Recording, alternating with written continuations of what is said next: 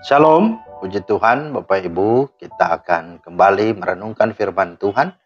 Di hari ini mari kita berdoa. Bapa di sorga, terima kasih buat hari baru yang Engkau rahmati.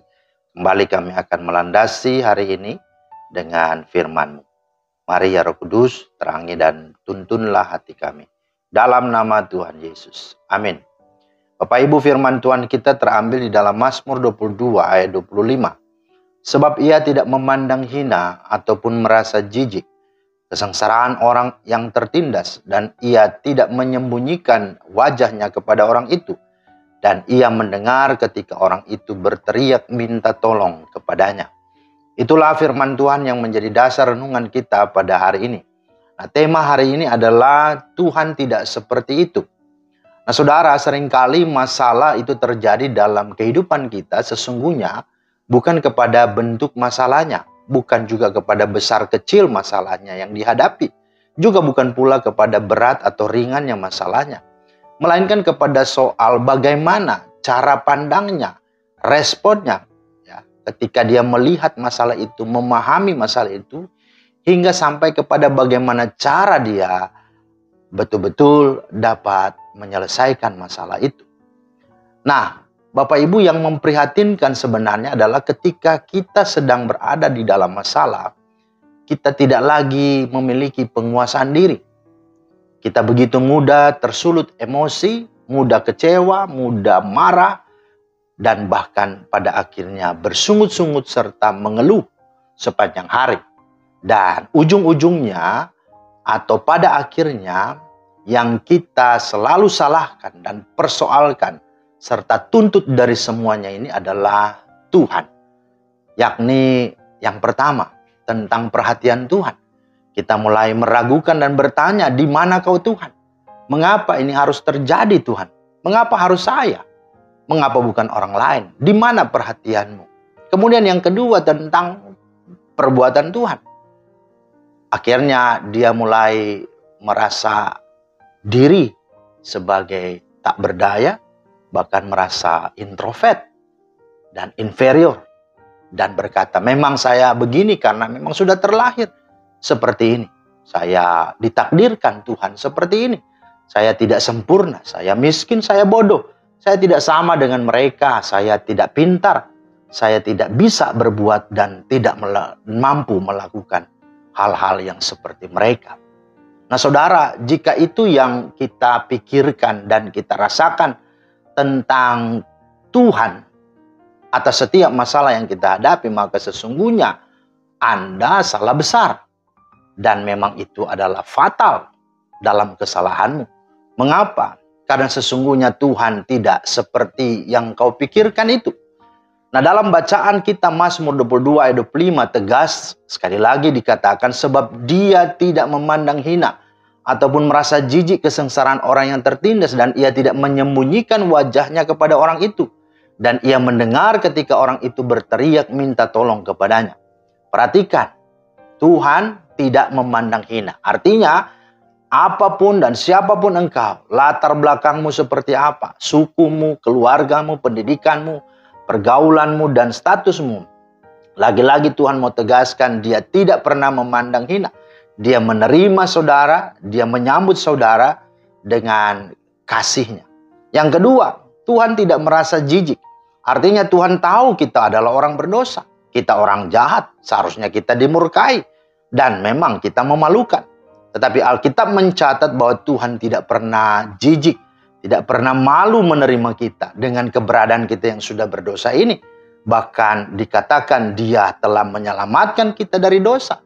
Dengan dia justru yang menggantikan hukuman kita. Dia justru yang adalah menerima semua hukuman yang harus kita terima. Bahkan dia justru dijadikan dibuat dosa karena kita, karena saudara dan saya, sehingga kita memperoleh hidup yang kekal. Dia yang tidak berdosa dijadikan dosa karena kita. Maka apakah ini masih belum meyakinkan saudara bahwa apa yang kau pikirkan itu salah?